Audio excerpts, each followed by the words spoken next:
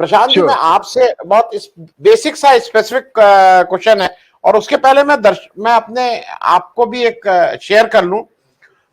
जो basic ingredients for a democracy, एक democratic index की बात करते हैं, उनके हिसाब से क्या क्या होना चाहिए वो मैं जल्दी से पढ़ दूं। A pluralistic system in which at least two legitimate but different political parties was exist. जो हमारे यहाँ ये कहा जाता है ना कि वो बिल्कुल कांग्रेस को मिटा देंगे, मटिया मेट कर देंगे, वो बेसिक डेमोक्रेसी वैल्यूज के स्पिरिट के अगेंस्ट है। A free and fair electoral process that enables the people to choose between candidates from their parties. तीसरा, a government that operates openly and transparently. हमारे यहां जैसे वो इलेक्शन बॉन्ड और PM care fund ये सब छुपा के रखेंगे, नहीं बताएंगे।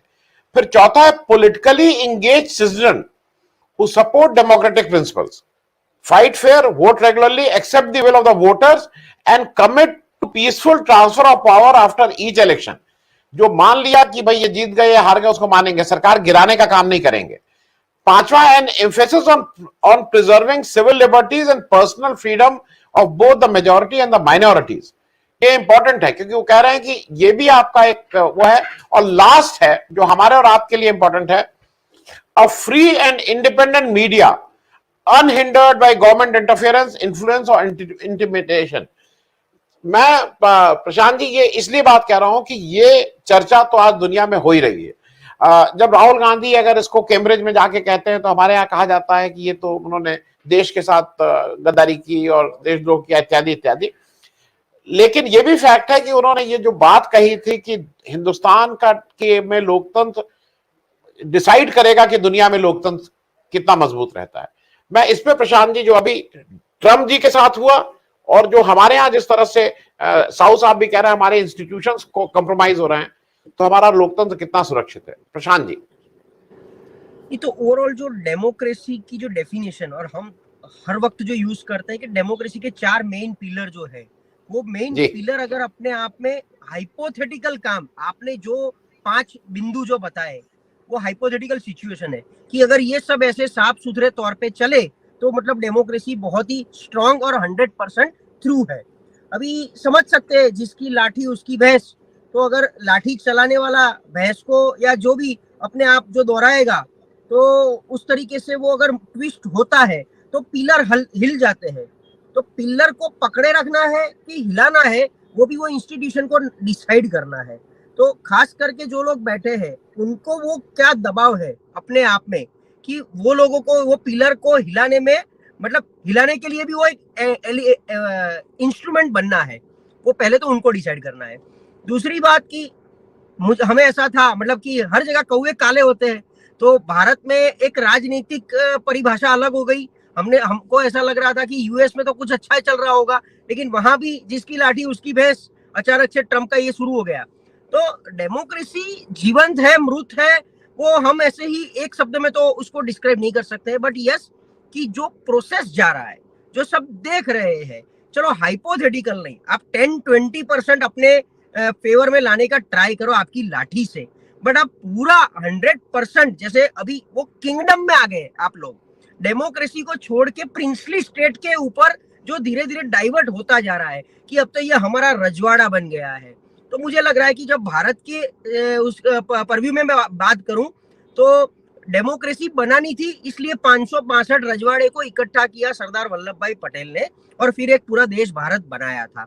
मैं मेरी हर डिबेट में गुजरात में, इवन नेशनल में भी बोलता हूँ कि जैसे गुजरात में एक टारगेट दिया था कि हमको 182 में से 182 सीट लानी है, तो अगर वो सीट आ जाती है, अभी 156 तो आ गई, अगर वो 182 लाते हैं तो क्या सिचुएशन होगी? तो मैंने बोला वो सिंपल है, भाजपा का रजवाड़ा होगा, फिर वो भाजपा किंग बनेगा, आप सब प्रजा बन जाओगे, फिर राजा जो आपको दाना, मतलब जो दाना डालेगा वो आपको खाना है, वही आपको करना है। तो धीरे धीरे डेमोक्रेसी से प्रिंसली स्टेट, अच्छा वो डिसाइड कौन करेगा? जनता करेगी, क्योंकि जनता ही वोट करके ये आपको सत्ता देती है। तो सत्ता देने के लिए जनता का भी उतना ही इक्वल रिस्पॉन्सिबिलिटी है कि सब कुछ बैलेंस होना चाहिए।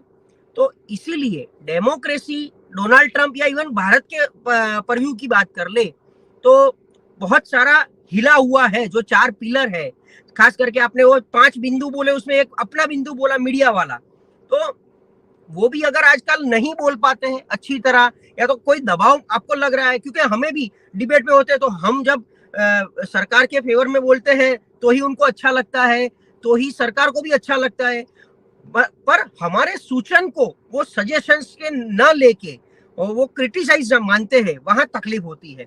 तो ये सब जीवित रखने के लिए जो इंस्ट्रूमेंटल लोग हैं, वो एक मीडिया है, कहीं ना कहीं कवि है। मैं कवि का नाम लेना चाहता हूं जो बहुत अच्छी तरह बोलते हैं, सरल संपत साहब, कि कवि, कथाकार, चित्रकार, पत्रकार और हम ऐसे विश्लेषक लोग इसको जीवित रखते हैं। आजकल विपक्ष तो बहुत रहा नहीं है, जो है वो अपने आप में ही ऐसा मानता है कि हम लोगों की सुनाई नहीं आती और हम लोग है ही नहीं।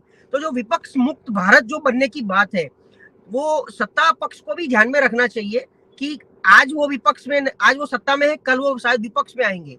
तो ये तो पॉलिटिकल रिवेंज का एक नया ट्रेंड शुरू होता जा रहा है। नो डाउट इंदिरा गांधी जी ने जो किया तो उसका कहीं ना कहीं नुकसान हुआ, और उसकी टफ फाइट के हिसाब से वो एक दूसरे को बदलाव वाली राजनीति में आ गए और बीजेपी उसका बदला ले रही है। तो अगर सोच लो कि कभी भी कुछ भी माहौल बनेगा, बदलेगा, बिगड़ेगा और बीजेपी सत्ता पे नहीं रहती है, तो अब नेक्स्ट में कांग्रेस क्या करेगी? ये तो बहुत बड़ा मतलब फिर तो लोकतंत्र भी, मैंने जो जिस तरीके से बोला कि लोकतंत्र जैसा रहेगा ही नहीं। मैं ऐसा नहीं मान रहा हूं कि भाजपा बुरा कर रही है इसलिए कांग्रेस उससे भी बुरा करेगी, बट अगर बीजेपी ने ये किया है तो कांग्रेस डबल एक्सीलरेशन से करेगी। जो भी नेक्स्ट सरकार आएगी, कहीं भी सरकार बदलने वाली है।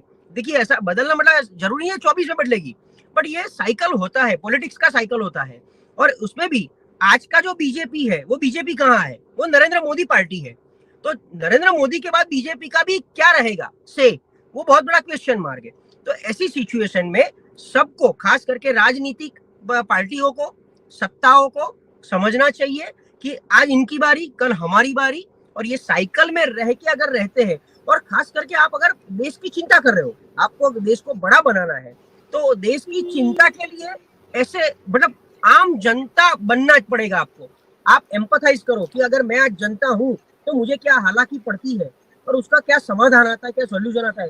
जब तक आप वो एम्पथाइज नहीं करोगे तब तक सत्ता भी नहीं समझ पाएगी।